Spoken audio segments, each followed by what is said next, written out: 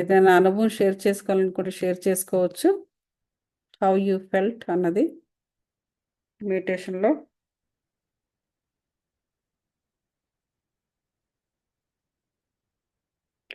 భ్రమలన్నిటినీ తొలగించుకున్నామని అనుకున్న మరుక్షణం మీకు ఏదో ఒక ఎక్స్పీరియన్స్ జరిగి ఉండాలి. The moment I said that. ఎవరైనా షేర్ చేసుకోవాలనుకుంటే షేర్ చేసుకోవచ్చు, లేకపోయినా కూడా ఓకే, బట్ మెయింటైన్ చేయండి.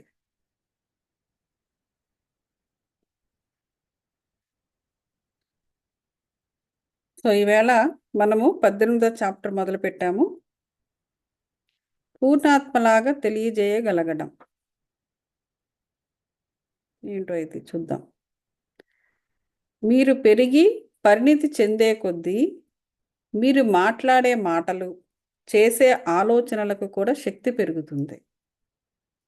ఓకే, అంటే మనం ఇవన్నీ సాధన చేస్తూ మనం పరిణితి అంటే స్పిరిచువల్గా పరిణితి అంటే మెచ్యూరిటీ వస్తున్న కొలది మనం మాట్లాడే మాటలేంటి, చేసే ఆలోచనలేంటి, వాటిల్లో ఒక శక్తి పెరుగుతుందట.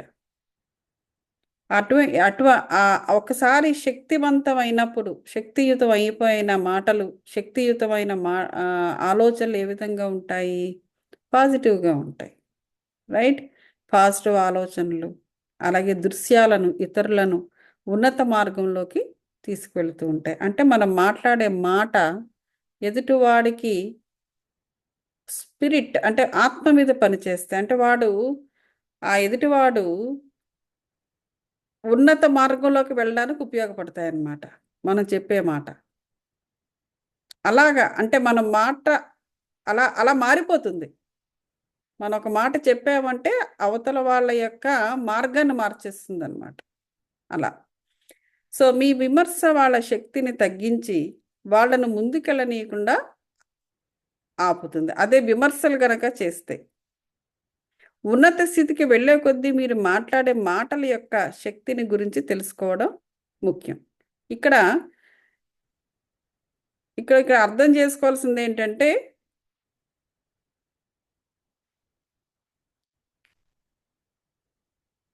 ఇక్కడ ఏదో కరెక్ట్గా రాయలేదు, అసలు యాక్చువల్ చెప్పాలని కరెక్ట్గా ఇది లేదు ఇక్కడ.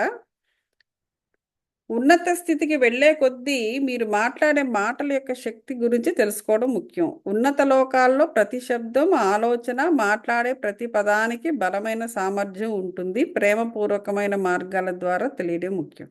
ఓకే, సో ఇక్కడ ఏంటంటే, ఒకసారి ఉన్నత పరిధుల్లో హయ్యర్ ప్రకంపనలకి మనం కనెక్ట్ అయిన తర్వాత మన ఆలోచనలు, మాట్లాడే మాటలు, అలాగే ఇవన్నీ కూడా మారుతాయి. మారిన తర్వాత మనం ఎలాంటి ఆలోచనలు, ఎలాంటి మాటలు చేస్తామంటే, మనం ఒక మాట చెప్పామంటే అది అవతల వాళ్లకు ఒక కొత్త మార్గాన్ని ఏర్పరుస్తాయన్నమాట. అంటే మాట వినని వాడు కూడా మాట వినడం మొదలు పెడతాడు.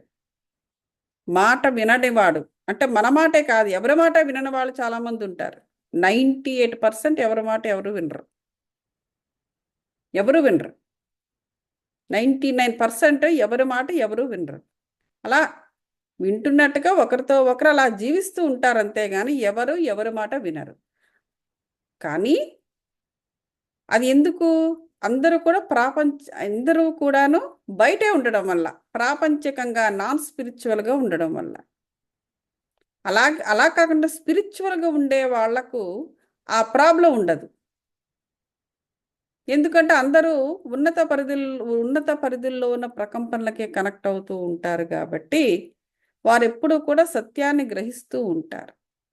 ఒకరు చెప్పిన సత్యాన్ని మరొకరు అదే సత్య మార్గంలో అర్థం చేసుకుంటూ ఉంటారు. ఒకరు చెప్పిన సత్యాన్ని మరొకరు అదే సత్య మార్గంలో ఆకలింపు చేసుకుంటూ ఉంటారు. సో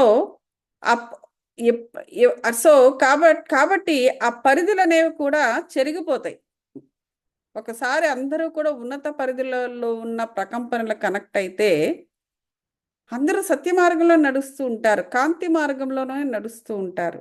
ఈ భేదాలు, విభేదాలు అనేవి కనబడవు అక్కడ. ఈ ఈ గిరులు అనేవి కనబడవు మనకు. సో కాబట్టి ఎందుకు? అందరూ శక్తియుతమై ఉంటారు. ఎందుకు ఉన్నత లోకాల్లో ప్రతి శబ్దం, ఎందుకంటే ఉన్నత పరిధుల్లో ఉండేదంతా కూడా అక్కడ ఉండే శబ్దము, ధ్వని, అక్కడ ఉండే ఆలోచన, మాట్లాడే మాట, ప్రతి ఒక్కటి కూడా బలమైన సామర్థ్యాన్ని కలిగి ఉంటాయి. సో మనము గనక ఉన్నత పరిధిర ప్రకంపనలకు కనెక్ట్ అయిన వాళ్ళమైతే అంటే మనం బలవంతులం అవుతాం. మన మాటకు ఒక బలం ఉంటుంది, ఒక సామర్థ్యం ఉంటుంది, మన ఆలోచనకు ఒక సామర్థ్యం ఉంటుంది, బలము ఉంటుంది. అది ఎదుటి వారి యొక్క మార్గాన్ని మార్చి ఉన్నత ప్రకంపనలకు కనెక్ట్ చేసే విధమైన ఆలోచనలే మనకు వస్తాయి. అదే శక్తితో మనం ఉంటాము కాబట్టి వారు తప్పకుండా మారగలరు. అట్లీస్ట్ మార్గం వరకు వారు చేరగలరు. అంటే మార్పు అనేది, అంటే సత్యానికి అంత బలం ఉంది. సత్యము కాంతి, కాంతిలోనే సత్యం అనేది ఉంటుంది. అలాగే భ్రమలు, మనం నిన్న చెప్పుకున్నాం రికార్డింగ్లో, ఈ భ్రమ అనేది ఎలా ఉంటుందంటే ఎటు నుంచి ఎటైనా తీసుకెళ్ళిపోతూ ఉంటుంది, రైట్? సో అదే విధంగా భ్రమ తొలగిన తర్వాత కాంతికి ఎక్స్పోజ్ అవుతాం, అంటే సత్యానికి ఎక్స్పోజ్ అవుతాము. ఆ సత్యం కూడా అంతే, ఎక్కడెక్కడికో చెదిరిపోయిన వాళ్ళందరినీ తన మార్గంలోకి తీసుకొస్తుంది. ఇక్కడున్న వాళ్ళని ఎలాగైతే భ్రమలు అనేవి ఎక్కడెక్కడో ఎలాగో తీసుకెళ్ళిపోతాయో, ఎక్కడెక్కడెక్కడో ఉన్న వాళ్ళని సత్యం అనేది ఒక దగ్గరికి చేరుస్తుంది, తన మార్గంలో నడిపిస్తూ ఉంటుంది అనమాట. అందుకే ఉన్నత పరిధుల్లో ప్రకంపనలతో కనెక్ట్ అయి ఉన్నవారికి ఇది ఈజీగా చేయగలరు. ఇప్పుడు గురువుస్ ఉన్నారు, ఇప్పుడు సద్గురు ఉన్నారు, ఆయన ఒక మాట చెప్పారు అంటే ఎంతమంది కనెక్ట్ అవుతున్నారు? ఎక్కడెక్కడో వాళ్ళు, వీళ్ళందరూ కూడా అందరు నాన్ స్పిరిచువల్ వాళ్ళే. పూర్తిగా సత్య మార్గంలోకి పూర్తిగా స్పిరిచువల్ అయిపోయారని మనం చెప్పలేము. అలాగే పత్రిజీ గ్రూప్ తీసుకోండి, లేకపోతే రవిశంకర్ గారు తీసుకోండి, ఆయన చుట్టూ వందల వేల మంది ఉంటారు. వాళ్ళందరూ కూడా స్పిరిచువల్ అయిపోయారని కాదు, కానీ ఆ మార్గంలోకి రావడానికి ట్రై చేస్తుంటాయి ఆత్మలు అన్నమాట. అలా ఒక అలలు చూడండి, నదిలో అలలు అనేవి ఎలా మూవ్ అవుతూ ఉంటాయి, అలాగే సముద్రంలో అలలు అలా వస్తూ ఉంటాయి, వెళ్తూ ఉంటాయి, వస్తూ ఉంటాయి, మళ్ళీ వెళ్తూ ఉంటాయి. సో ఆ హోర్ అలా జరుగుతూ ఉంటుందన్నమాట. వచ్చేవాళ్ళు కంప్లీట్గా ఎలాగో మార్గంలోకి వస్తారు, కానీ ఎక్కడెక్కడికో ఈ భ్రమల ద్వారా ఎన్నో జన్మల నుంచి ఎక్కడెక్కడికో వెళ్ళిపోయిన వాళ్ళు కూడా అలలు దగ్గర అవడానికి ట్రై చేస్తూ ఉంటాయన్నమాట. సో ఆ విధంగా ఆ విధమైన ఇది పరిస్థితి పూర్ణాత్మతో కనెక్ట్ అయి ఉంటే ఏర్పడుతూ ఉంటుంది. అలాగే మనము కూడా పూర్ణాత్మక అలలా దగ్గర అవుతాం. మనము ఆ సత్య మార్గానికి దగ్గర అవుతుంటాం, ఆ కాంతికి దగ్గర అవుతాం. ఎందుకు? భ్రమలు తొలగిపోతూ ఉంటాయి కాబట్టి.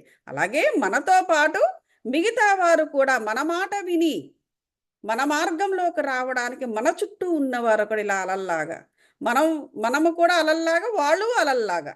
సో ఇది జరుగుతూ ఉంటుంది. కమ్యూనికేట్ చేయడానికి అనేక మార్గాలు ఉన్నాయి. టెలిపతి ద్వారా సమాచారాలను పంపించడం, తిరిగి గ్రహించడము అంతా మానసికంగానే జరుగుతూ ఉంటుంది.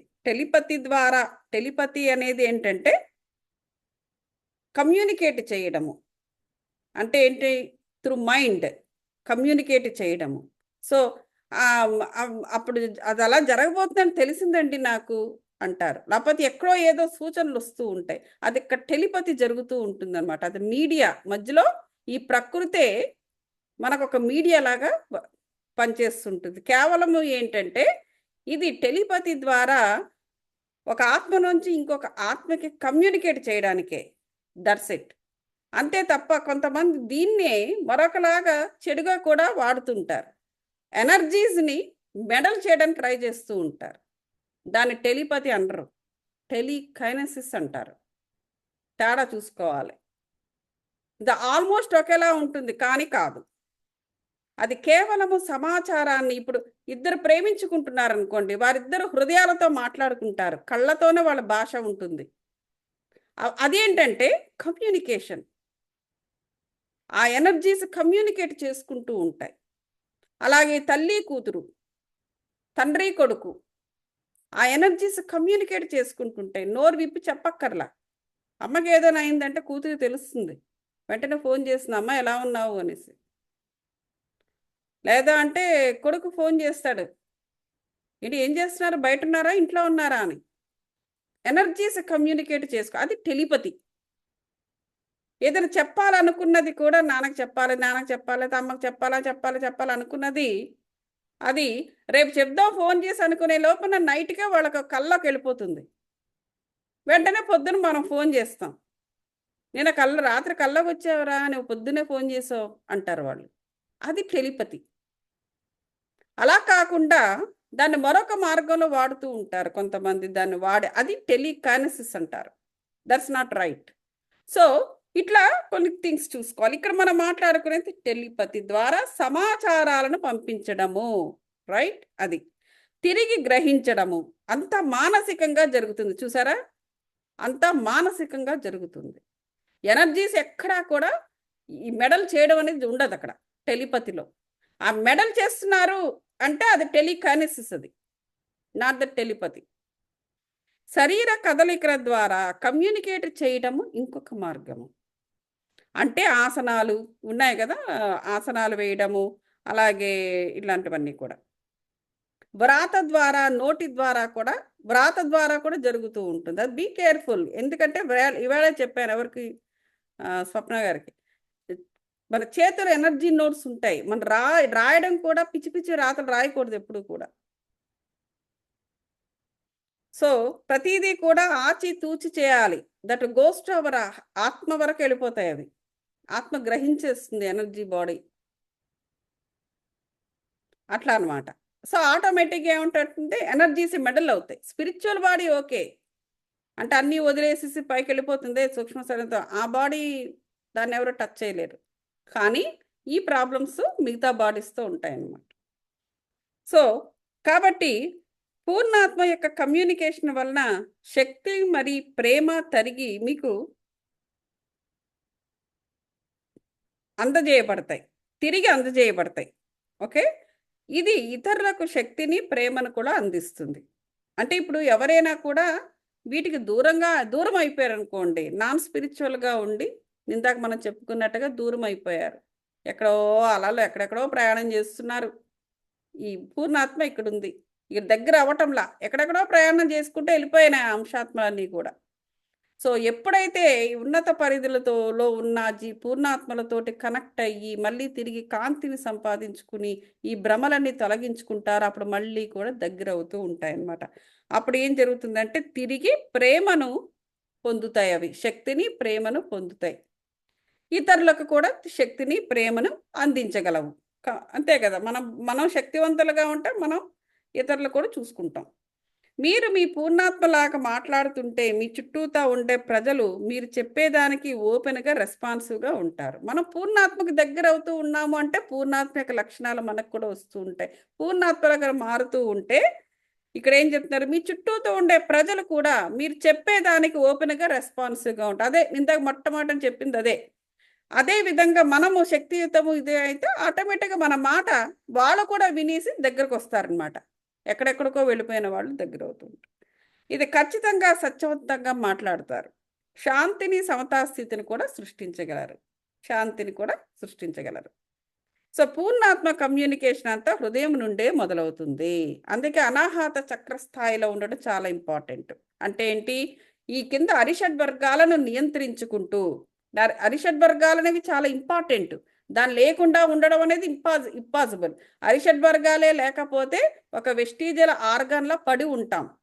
సో అరిషడ్ వర్గాలు అనేవి ఇంపార్టెంటే, కానీ దాన్ని ఎలా వాడాలి, ఎంత వాడాలి, దాన్ని ఏ విధంగా వాడాలనేటువంటిది మనకు తెలియాలి. ఎక్స్ట్రీమ్ లెవెల్లో వాడితే దాని నుంచి బయటపడడం చాలా కష్టం. ఎందుకంటే స్వాదిష్టాన చక్ర ఎమోషనల్గా, టూ మచ్ ఎమోషనల్గా, ఇంకా అది ఒక ఒక ఒక మానవుడు ఎలా వెళ్ళిపోతాడంటే అరిషడ్ వర్గాలని సరిగ్గా వాడకపోతే ఇంకా మళ్ళీ వాడు తిరిగి రానంత లెవెల్కి వాడు వెళ్ళిపోతాడు. తాను ఎక్కడికి వెళ్ళిపోతాడో తానకే తెలియదు. ఇప్పుడు గాలిపట ఎగురుతూ ఉంటుంది, దారం చేతిలో పట్టుకుంటారు. సో మనం సరిగ్గా పట్టుకున్నంత వరకు గాలిపట ఎగురుతుంది. ఎవడైనా వచ్చి మధ్యలో కట్ చేశాడు అనుకోండి, ఆ గాలిపట ఎక్కడికి వెళ్ళిపోతుందో తెలియదు. అదే విధమైన పరిస్థితి ఏర్పడుతుంది. అరిషడ్ వర్గాలను గనక సరిగ్గా వాడకపోతే మానవుడు వాడు ఎక్కడ పోతాడో వాడికే తెలియదు. దాన్ని సరైన పద్ధతిలో వాడుకోవాలి అంటే స్పిరిచువల్గా ఉన్నప్పుడే. స్పిరిచువల్గా ఉండడము అనేది ఒక సూత్రము, దారము. అప్పుడు అరిషడ్ వర్గాన్ని పెర్ఫెక్ట్గా వాడు వాడగలుగుతాడు. ఎవరు? మానవుడు. సో కాబట్టి ఎప్పుడైతే అరిషడ్ వర్గాలని స్పిరిచువల్గా వాడడం మొదలుపెట్టాడో మానవుడు, ఆటోమేటిక్గా వాటి మీద వాటిని అధిగమించగలడు. అధిగమించి ఈ అనాహత చక్రస్థాయికి రాగలడు. ఎప్పుడైతే అనాహత చక్రస్థాయికి మానవుడు వచ్చాడో అప్పటి నుంచే పూర్ణాత్మక కాన్షియస్నెస్ అనేది వాడికి మొదలైపోతుంది. అనాహత చక్రస్థాయి, ఇక్కడి నుంచి విశుద్ధ చక్రస్థాయి, తర్వాత ఆజ్ఞా చక్రస్థాయి, దాని సహస్రార స్థితికి వెళ్ళిపోయాడంటే వాడు దైవ సామ్రాజ్యంలో అడుగుపెట్టేసినట్టే లెక్క. సో అనాహత చక్రస్థాయిని చాలా ఇంపార్టెంట్ మనకి స్పిరిచువల్గా మనుషులు ముందుకు తీసుకెళ్ళడానికి. అలాగంటే మీ ఎప్పుడు అంటే ఇంకెప్పుడు కిందకి రారా అండి, ఇంకెప్పుడు కూడా బాధ దుఃఖం అనేవాడు వాళ్ళకు అసలు ఉండనే ఉండదా అంటే అలాగనేం లేదు. కిందకు వచ్చి మళ్ళీ పైకి వెళ్ళగలరు. అంటే మార్గం ఈజీ అవుతుంది. ఈ మానవ శరీరంలో ఉన్నంత వరకు కూడా అరిషడ్ వర్గాలు అనేవి వదలవు. కాకపోతే మనం ఎప్పటికప్పుడు దాన్ని జాగ్రత్తగా వాడుతూ ఉండాలి. పై స్థాయి నుంచి కింద పడిపోకుండా మనమే దానిని మన కంట్రోల్లోకి తీసుకోవాలి. అంటే అనాహత స్పిరిచువల్గా మారినంత మాత్రం చేత ఇంకెప్పుడు మనం కింద పడమా అంటే పడతాం. లో ఎనర్జీస్కి మనం కనెక్ట్ అవుతాం. కనెక్ట్ కాలేదు, కానీ ఈసారి విచక్షణతో కనెక్ట్ అవుతాము. ఇంతకుముందు అన్కాన్షియస్గా స్పృహలేని స్థితిలో ఉంటూ ఒకసారి కిందనే కాక కింద పడిపోయాలంటే అక్కడే ఉండిపోయి దాని అలాగా సంవత్సరాలు అనుభవించేస్తూ ఉండేవారు. అదే జీవితం అనుకుంటూ. కానీ అది జీవితం కాదు. అది జీవితం కాదు. అదేమీ పాఠాలు నేర్పవు. అది ఎప్పుడు కూడా బాధల నుంచే అన్ని నేర్చుకుంటారు. బాధల నుంచి నేర్చుకోవడము అనేది ఏమి నేర్చుకుంటారు? బాధల నుంచి ఏమి నేర్చుకుంటారు? ఏదైనా బ్యాలెన్స్ అనేది ఉండాలి. బాధ విపరీతమైన పెయిన్ ఉండేటప్పుడు ఏమవుతుంది? మనిషి అన్బ్యాలెన్స్ అయిపోతాడు. మనిషి అన్బ్యాలెన్స్గా ఉన్నప్పుడు ఏమి నేర్చుకుంటాడు? ఏ పాఠమో నేర్చుకోడు.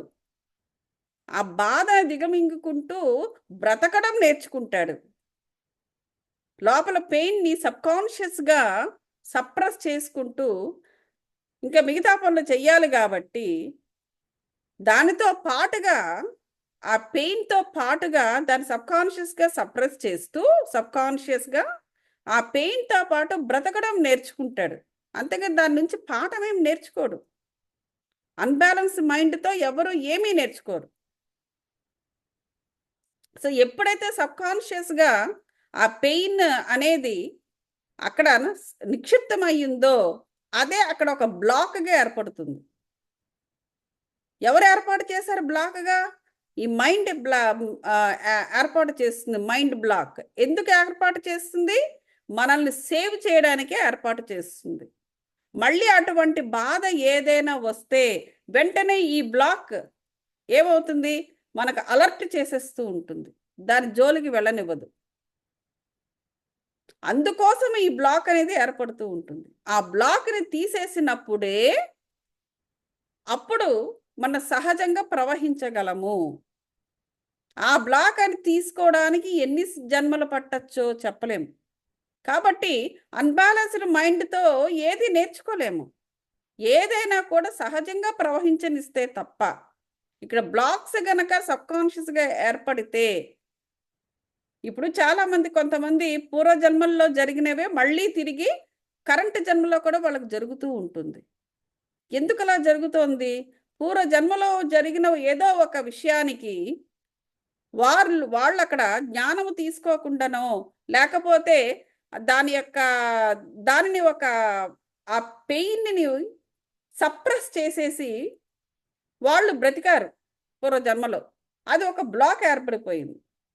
ఏదో ఒక జబ్బు అనుకోండి, వారికి ఏదో జబ్బు వచ్చింది, క్యాన్సర్ వచ్చింది పూర్వజన్మలో, let us say for example. So దానికి గల కారణాలు కొన్ని ఉంటాయి. ఆ కారణాలను అక్కడ వాళ్ళు అర్థం చేసుకోకపోవడం వల్ల ఆ జబ్బు ముదిరిపోయింది. ఆ జబ్బు ముదిరిపోయినప్పుడు ఆ జబ్బు వల్ల కొన్ని భయాలు ఏర్పడతాయి, మరణం కూడా వస్తుంది. సో అది ఒక పెయిన్.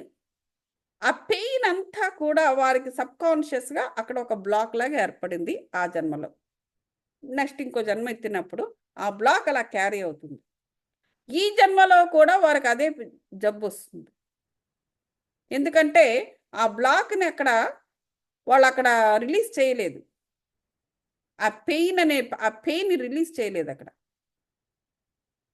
ఈ జన్మలో కూడా వస్తుంది. పాత జన్మది ఇప్పుడు రావడం ఏంటి అనుకోవచ్చు, వస్తుంది. ఎందుకంటే అది ఆ బ్లాక్ అనేది, ఆ భయం అనేది, ఆ పెయిన్ యొక్క భయం అనేది సబ్కాన్షియస్గా ఏ లెవెల్లో వెళ్ళిపోతుందంటే ఆత్మ లెవెల్లో వెళ్ళిపోయింది అది. సో నెక్స్ట్ ఆత్మ మరొక బాడీ తీసుకునేటప్పుడు ట్రాన్స్ఫర్ అవుతుంది ఆ బ్లాక్. కాలం కూడా ఇదిగో మళ్ళీ నీకు ఒక అవకాశం ఇస్తున్నాను, దీని నుంచి బయటపడు అంటుంది. అప్పుడైనా సరే వాళ్ళు దానిపైన వర్కౌట్ చేసి ఆ పెయిన్ నుంచి బయటపడాలి. లేదా అంటే మళ్ళీ సబ్కాన్షియస్గా ఆ బ్లాక్ అనేది ఎందుకు అలాగా అంటే మన సేఫ్టీ కోసమే, అవి సేఫ్టీ మెజర్మెంట్సే. అంటే మళ్ళీ అటువంటి సందర్భం ఏర్పడితే కొంతమంది ప్రేమ అంటే భయపడతారు, పెళ్ళంటే భయపడతారు. అంటే వాళ్ళకి ఇంత మునుపు ఎప్పుడో ఎప్పుడో ఒక బ్లాక్ లాగా ఏర్పడిపోయింది. అప్పుడు ఏదో జరిగిపోయింది వాళ్ళకు జీవితంలో, అనుకోని కొన్ని సంఘటనలు జరిగిపోయినాయి. అప్పటితో వాళ్ళకి ప్రేమ అంటే భయము, లేకపోతే పెళ్ళంటే భయము. ఆ బ్లాక్స్ తోటి మళ్ళీ పుట్టారు వాళ్ళు. పుట్టిన తర్వాత ఇప్పుడు ప్రేమిద్దామన్నా పెళ్లి చేసుకుందామన్నా ఆటంకాలు వచ్చేస్తున్నాయి వాళ్ళకి. ఎందుకు? అప్పుడున్న బ్లాక్స్ మళ్ళీ ఇక్కడ రిమైండ్ చేస్తుంటది. ఇదిగో మళ్ళీ నువ్వు పరిస్థితిలో పడిపోతున్నావు, అదే పరిస్థితిలో పడిపోతున్నావు నువ్వు, వెళ్ళకు ఆ దారిలో, వెళ్ళకు ఆ దారిలోని నీ నీ నీ ఎనర్జీస్ అక్కడ అలాగ విడదీసేస్తూ ఉంటుంది, నీ ఓన్ ఎనర్జీస్. అక్కడ ఎవరో అది ఎవరో ఏదో చేసినవి, లేకపోతే ఏదో గ్రాహ్య స్థితులు అది ఇది అంటారు, లేదా కుజుడు ఏదో చేశాడు అంటారు. అక్కడ ప్రాబ్లం ఇది. సో నువ్వు ఒక బ్లాక్ ఏర్పరచుకున్నావు పాత జన్మల్లో, అది ఇప్పుడు నీకు ఆటంకం అవుతుంది. సో వాటిని రిలీజ్ చేయాలి. సో మెడిటేషన్ చేసుకోవడము, ఆ ఓల్డ్ ఎనర్జీస్ని పోగొట్టుకోవడము, కాంతిని ప్రసరణ, ఇవన్నీ చేసుకుంటూ పోవాలి. లేదా రేఖీ చేసుకుంటూ చక్రాలన్నీ కూడా క్లీన్ చేసుకోవడము, ఇవన్నీ చేసుకుంటూ పోవాలి. సో కాబట్టి నేను చెప్పేది ఏమిటంటే ఈ ఈ కమ్యూనికేషన్ అనేది ఎప్పుడూ కూడా అనాహత చక్రస్థాయి నుంచి మనకు స్టార్ట్ అవుతుంది. కాబట్టి నిజమైన కనెక్షన్ అప్పుడే ఏర్పడుతుంది.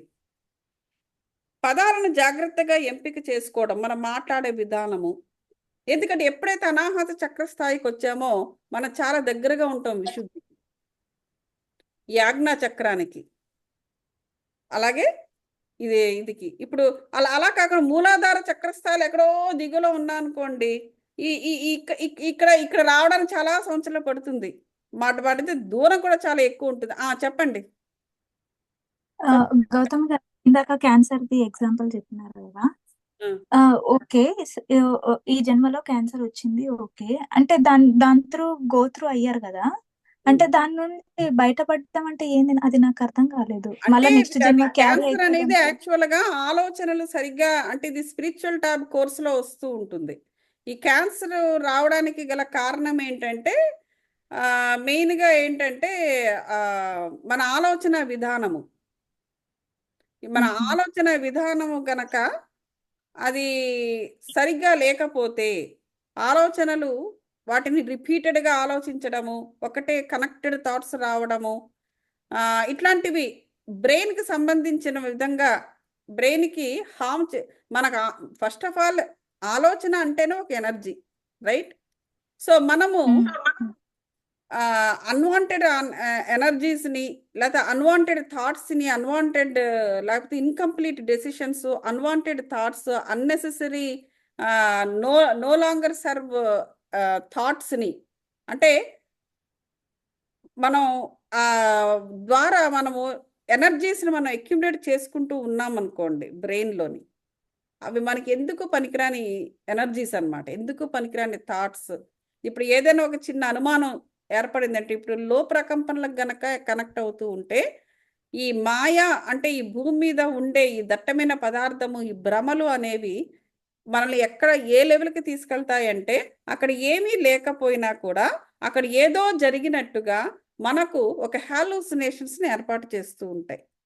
ఆ భ్రమ యొక్క లక్షణం అలాంటిది. నిన్న రికార్డింగ్లోనే చెప్పుకున్నాం అనమాట. సో ఇలాంటివి వీటికి ఒక బేస్లెస్ థాట్స్.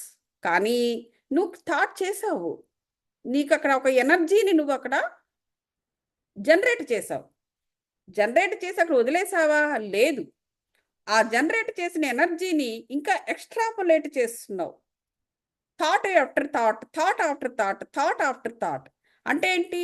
నీ యొక్క ఎనర్జీని అంతా కూడా ఆ థాట్ మేనిఫెస్ట్ అవ్వడానికి, జీవం పోసుకోవడానికే నువ్వు పెడుతున్నావు అక్కడ. సో అలాంటి ఎనర్జీస్ తిరిగి మళ్ళీ మనల్ని వదిలి వెళ్ళిపోవవి. మనల్నే తిరిగి మనల్ని బాధ పెడతాయి అన్నమాట. అటువంటి ఎనర్జీస్ని తయారు చేసుకుంటూ ఆ జన్మంతా ఉన్నారనుకోండి ఎవరైనా మనుషులు, అంటే భ్రమల మధ్య బ్రతుకుతూ, ఆ భ్రమ అనేది, ఆ మాయ లేదా భ్రమ అనేది ఈ విధంగా మానవ జన్మని సోల్ ప్లాన్కి దూరంగా చేసేసి, మనం ఒకటి అనుకుంటే ఇంకోటి మనకు జరిగేలా చేస్తూ మన చుట్టూ కూడా ఒక ఒక ఒకలాంటి ఎనర్జీస్ని మన చుట్టూ ఏర్పాటు చేస్తాయన్నమాట. ఆ ఎనర్జీస్ ఎప్పుడు కూడా మన సోల్ ప్లాన్లో లేని, మన సోల్కి ఎగెనెస్ట్గా పనిచేయడం మొదలు పెడతాయి. అప్పుడు ఆటోమేటిక్గా ఏం జరుగుతూ ఉంటుందంటే, మన చుట్టూ ఉన్న 7 శరీరాలు, మన 6 శరీరాలు సిక్ అయిపోతూ అది శరీరం మీద చూపిస్తుంది. ముఖ్యంగా క్యాన్సర్గా చూపిస్తుంది అనమాట. సో ఏ భాగంలో ప్రాబ్లం వస్తుంది అంటే, రకరకాల క్యాన్సర్స్ రావడానికి గల కారణం అదే. సో కాబట్టి అటువంటి నెగిటివ్ ఎనర్జీస్ ఏ భాగంలో అయితే అక్యుములేట్ అయిపోతాయో ఆ భాగము క్యాన్సర్కి దారితీస్తుంది. క్యాన్సర్ అంటే ఏంటి?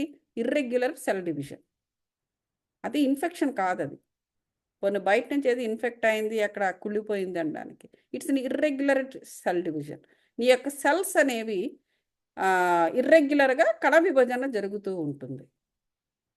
సో ఆటోమేటిక్గా అక్కడే కాకుండా కొద్ది రోజులకి మెటాస్టాటిక్ కూడా అయిపోయి నెక్స్ట్ పక్కనే ఉన్న మరొక భాగానికి కూడా అది మెటాస్టాసిస్గా మారిపోతుంది.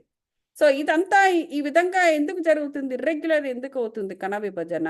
ఎందుకంటే ఈ ఎనర్జీస్లో తేడా రావడం వల్ల. ఆ ఎనర్జీస్ అనేవి ఎందుకు వచ్చిందంటే, నువ్వు పరిపక్వం చెందలేని ఆలోచనలు, భ్రమలతో కూడుకున్న ఆలోచనలు, వాటికి భ్రమలకి నువ్వు దగ్గర అయిపోవడం వల్ల అవి ఆ విధంగా మార్చేస్తుంది అనమాట. అది దానికి గల కారణము. అది అసలు అటువంటి అది నెక్స్ట్ జన్మకి క్యారీ అయినప్పుడు అప్పుడేంటి, అప్పుడైనా సరే స్పిరిచువల్గా వచ్చి ఇవన్నీ తెలుసుకుని అప్పుడు దాని నుంచి బయటపడడానికి ట్రై చేయాలి. బయటపడడానికి ఎలా ట్రై చేయాలి అంటే, ఇలాగైనా ఆలోచన విధానము సింపుల్గా ఉండడము.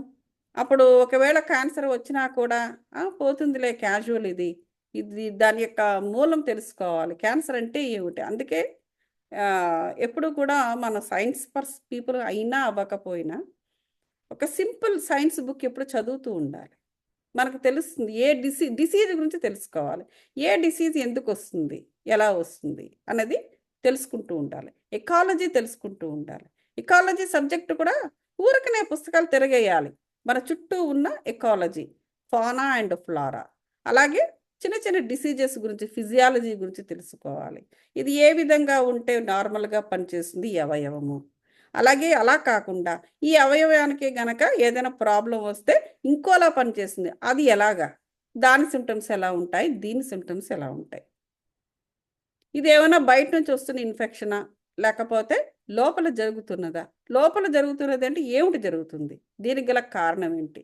స్పిరిచువల్ సైన్సెస్లో దీనికి ఎటువంటి కారణాలు చెప్పారు, మెడికల్ సైన్సెస్లో దీనికి ఎటువంటి కారణాలు చెప్పారు. ఊరకనే జస్ట్ ఫర్ జనరల్ నాలెడ్జ్గా కూడా మనం ఇవన్నీ చదువుకుంటూ ఉండాలి. చదువుకుంటూ ఉన్నప్పుడు అప్పుడు ఆటోమేటిక్గా ఏం జరుగుతుంది అంటే, అది ఒక పెద్ద డిసీజ్లా మనకు అనిపించదు. పూర్వజన్మలో ఆ క్యాన్సర్ అనే వ్యాధి వచ్చినప్పుడు దాని గురించి ఏమిటో తెలియకుండా అజ్ఞానంగా ఫస్ట్ ఆఫ్ ఆల్ ఆ వ్యాధి తెచ్చుకున్నదే కాకుండా తీరా వ్యాధి వచ్చిన తర్వాత కూడా దాని గురించి ఇంకా భయంకరంగా ఊహించుకుంటూ బాధతో విలవిల్లాడుతూ ఈ మెడికల్ ప్రాబ్లమ్స్తో ఇంకా ఫర్దర్ ప్రాబ్లమ్స్తో పోయిన ప్రాణము అది ఒక భయాన్ని అక్కడ ఒక బ్లాక్గా ఏర్పరచుకుంది ఆ జన్మలో. మళ్ళీ ఈ జన్మలోకి వచ్చిన తర్వాత అదే భయాన్ని కంటిన్యూ చేయకూడదు. చేయకుండా దానిని అర్థం చేసుకోవడానికి ట్రై చేయాలి ఈసారి నెక్స్ట్ జన్మలో. అలా అర్థం చేసుకోవడానికి ట్రై చేయాలి అంటే నెక్స్ట్ జన్మలోనైనా కొంచెం దాని గురించి తెలుసుకో. ఎటువంటి జన్మ ఎత్తాలంటే అన్నిటినీ కూడా ఈజీగా తెలుసుకుంటూ అర్థం చేసుకునేలాగా జీవించగలగాలి. అది ఎలా సాధ్యమండి అంటే that is what it is. అటువంటి సాధ్యం అటువంటి పడేంత వరకు అలా జన్మలు ఎత్తుతూ ఉంటారు అక్కడ. ఈ జన్మలో ఇలా జరిగింది అనగానే నెక్స్ట్ వెంటనే దాని నుంచి బయటపడిపోవడానికి వెంటనే నెక్స్ట్ జన్మలో జరిగిపోతుంది. అందుకే ఎన్నో జన్మలు ఎత్తుతూ ఉంటారు. ఎత్తగా ఎత్తగా ఎత్తగా ఏంటంటే కొంచెం కొంచెం కొంచెం కొంచెం కొంచెం తెలుసుకుంటూ తెలుసుకుంటూ చెందుకుంటూ ప్రతి జన్మలో కూడా ఏదైనా స్పిరిచువల్గా ఆ పాతలోకి రాగలిగి ఉంటే దెన్ ఈజీ ఉంటుంది. అలా ఉండకుండా కొన్ని నాన్ స్పిరిచువల్ జన్మలు ఎన్నో ఎత్తి ఒకటో రెండో స్పిరిచువల్ జన్మలు ఎత్తుతూ ఉంటే అది తొందరగా బయటపడడానికి అవకాశం ఉండదు. అందువల్ల కొన్ని జన్మలు ఎత్తడం జరిగిపోతూ ఉంటుంది. సో అది అందుకే చెప్తారు ఇప్పుడు పిఎస్ఎస్ఎంలో కూడా అంటారు ఇంకొక లాంగ్వేజ్ మనకు వచ్చిన లాంగ్వేజ్ కాకుండా మరో లాంగ్వేజ్ నేర్చుకోవడము ఇదంతా ఒక మ్యాండేటరీగా చేశారు. మ్యాండేటరీగా చేశారు అంటే చెప్తారన్నమాట తప్పకుండా చేయాలనేసి. దానివల్ల ఏంటంటే నీకు అవేర్నెస్ పెరుగుతుంది. నెంబర్ 1 ఆనాడు ఆ జబ్బు తెచ్చుకుని దాన్ని ఒక బ్లాక్ లాగా ఏర్పాటు చేయడానికి కారణం ఏంటి? నీకు అవేర్నెస్ లేకపోవడమే. సో అందుచేత ఈ జన్మలో ఏంటంటే కొన్ని థింగ్స్ మ్యాండేటరీ. ఎలా? తప్పకుండా లాంగ్వేజెస్ నేర్చుకోవాలి, తప్పకుండా ఎకాలజీ. ఇప్పుడు మన ఇందులో కూడా చదువుకున్నాము ఎకాలజీ, ఫిజియాలజీ ఏంటి మరి కొన్ని సబ్జెక్టులు. అలాగే శాంతి, ఇంకా గుర్తుందా ఎవరికైనా? ఏవో చెప్పాను ఒక 4-5. ఆ సబ్జెక్ట్స్ కంపల్సరీగా చదవమని ఈ బుక్లో కూడా సజెస్ట్ చేస్తున్నారు. సో దానివల్ల ఏమవుతుంది అంటే ఓవరాల్గా మనకు ఒక నాలెడ్జ్ వస్తుంది. అది ఆత్మ వరకు వెళుతుంది. ఒకవేళ బై ఎనీ ఛాన్స్ ఏదైనా బ్లాక్స్ వాటికి రిలేటెడ్గా ఉంటే దానిపైన మనము ఇప్పుడు ఎడ్యుకేట్ అవుతున్నాము కాబట్టి ఒక రకమైన నాలెడ్జ్ సంపాదించుకుంటున్నాము కాబట్టి వాటి నుంచి బయటపడే అవకాశాలు అనేవి ఉంటాయన్నమాట. అలాగ ప్రతి జన్మలో కూడా మన అవేర్నెస్ని పెంచుకుంటూ పెంచుకుంటూ పెంచుకుంటూ వెళ్ళినప్పుడు లోపల ఎటువంటి బ్లాక్స్ ఉన్నా బయటపడే అవకాశాలు ఉంటూ ఉంటాయి. ఈ లోపల స్పిరిచువల్ మార్గంలో కూడా ఉంటూ ఉంటే మనకి ఎన్నో మెసేజెస్ వస్తుంటాయి. పూర్ణాత్మతో కనెక్ట్ అవుతూ ఉంటే ఎన్నో విషయాలు మనకు ఆటోమేటిక్గా పూర్ణాత్మలు మనకు తెలియజేస్తారు. కేవలం మన పూర్ణాత్మతోనే కాకుండా అందరి యొక్క పూర్ణాత్మతో కనెక్ట్ అవ్వడం అనేది కూడా మనకి ఇంపార్టెంటు. ఆ టైంకి ఏ పూర్ణాత్మ అయినా సరే మనకు హెల్ప్ చేస్తారు. అది ఇక్కడ కాన్సెప్ట్ అన్నమాట. అది అర్థమైందా? అర్థమైందండి. ఇది అంటే ఎగ్జాంపుల్ క్యాన్సర్ తీసుకున్నారు. ఏ రోగమైనా ఇదే అంతే. ఏ రైట్? రోగమైనా అంతే. క్యాన్సర్ అంతే. అనేది ఓకే. బేసికల్గా ఏంటంటే ఇది కంప్లీట్గా బ్రెయిన్కి సంబంధించిందే. అడ్డం పెట్టడం, ఆలోచనలు ఆలోచించడము, అంటే లో ఎనర్జీస్తో కనెక్ట్ అయ్యి ఆ లో ఎనర్జీస్కి అరిషడ్ వర్గాలు లో ఎనర్జీస్కి సంబంధించిన విషయాలతోనే కనెక్ట్ అవుతూ అనుమానము, సందేహము, లేకపోతే ఆందోళన, భయము, లేకపోతే అసూయ, ద్వేషం ఇలా ఎన్నో ఉన్నాయి కదా ఈ లో ఎనర్జీస్ అనేవి. వాటితోనే కనెక్ట్ అవుతూ జీవితం అంతా కూడా జీవితం వెళ్ళబుస్తుండేటప్పుడు ఈ లోపల భూమిపై ఉన్న ఈ భ్రమలు ఆటోమేటిక్ ఏం జరుగుతుంది? నువ్వు ఎప్పుడూ కూడా నువ్వు ఆ కింద స్థాయిలోనే ఆలోచిస్తావు తప్ప ఎప్పుడూ కూడా పైకి ఎదగడానికే పై ప్రకంపనల వరకే వెళ్ళడు మానవుడు. ఇప్పుడు ఆటోమేటిక్ ఏంటంటే ఈ ఈ సోల్ ప్లాన్కి దూరం అయిపోయి ఈ 6 శరీరాలు సిక్ అవ్వడం మొదలు పెడతాయి. అవి ఎప్పుడైతే సిక్ అవ్వడం మొదలు పెట్టాయో, ఎప్పుడైతే ఎనర్జీ బాడీ ముఖ్యంగా తన ఎనర్జీ బాడీ ఎప్పుడైతే బ్లాక్స్ ఏర్పడుతూ పూర్తిగా కాస్మిక్ ఎనర్జీని తీసుకోలేక ప్యాచెస్గా ఎప్పుడైతే ఎనర్జీ బాడీ కనుక కుంటుపడిందో ఇంకా మిగతా శరీరాలు కూడా కుంటుపడడం మొదలు పెడతాయి. ఇంకా అవంతా కలిపి ఈ శరీరం మీద ఒక డిసీజ్ లాగా చూపిస్తుంది. అందులో ముఖ్యమైనది క్యాన్సర్. ఎందుకంటే అది మన ఆలోచనల వల్ల వచ్చే జబ్బు కాబట్టి అది. అందువల్ల క్యాన్సర్ ఉదాహరణకి చెప్పాను. అలాగే ఇంకా వేరేవి ఉంటే వేరేవి. ఇప్పుడు ఫ్రాక్చర్స్ కానీ ఏవైనా అంతే కదండి. ఫ్రాక్చర్స్ అనేది జబ్బు కాదు, అది ఆ కింద పడిపోవడం వల్ల అదేదో జరిగినది, అది జబ్బు కాదు, అది ఓ నేను అట్లా ప్రమాదం. రిలేట్ చేసుకున్నా. మీరు పరిగెట్టి పడిపోయారు, అది ప్రమాదం, అది జబ్బు ఓకే. కాదు. ఉమ్. దీనికి అది రిలేట్ చేసుకోరాదు అయితే. లే దాన్ని రిలేట్ చేసుకోవడానికి కాదు, అదేం బ్లాక్స్ వల్ల ఏర్పడింది కాదు, అది అది ప్రమాదం. చిన్న చిన్న ప్రమాదాలు జరుగుతూ ఉంటాయి. But that is different thing. But ఆ భయాన్ని మీరు సీరియస్గా తీసుకోవద్దు, అది ఇక్కడ ముఖ్యంగా.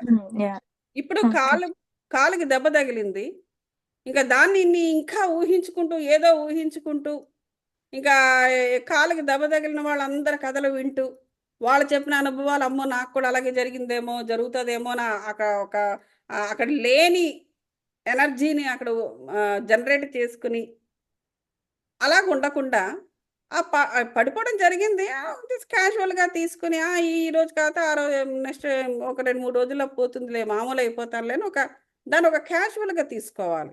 అలా కాకుండా దాన్ని మరొక విధంగా తీసుకుని ఆత్మ వరకు ఆ భయాన్ని తీసుకెళ్తే అది బ్లాక్గా ఏర్పడుతుంది. ఇప్పుడు బ్లాక్గా ఏర్పడి నెక్స్ట్ టైం వచ్చే ఛాన్స్ ఉంటుంది, మళ్ళీ అలాగే పడిపోవడమో ఇంకేదో జరిగే అవకాశం ఉంటుంది, ఈ జన్మలో కాదు మరొక జన్మలోనైనా. ఎందుకంటే అది బ్లాక్ ఏర్పాటు చేస్తుంది కాబట్టి. భయాన్ని పెట్టుకుంటే అలా బ్లాక్ ఏర్పాటు చేస్తుంది. ఓకే ఓకే అండి, గాట్ ఇట్. కాబట్టి అది సో చాలా పెద్దది ఉంది, మనకు చాలా లేట్ అయింది. సరే అయితే మరి ఇక్కడికి ఆపుదాము. మళ్ళీ మనం రేపేంటి ఫ్రైడే కదా, ఇవాళ థర్స్డే, రేపు ఫ్రైడే, రేపు కలుద్దాం, రేపు మళ్ళీ మాట్లాడుకుందాం. అలాగే అండి, థ్యాంక్స్ అండి పద్మజ గారు. Okay then, thank you so much. అండి. బాయ్.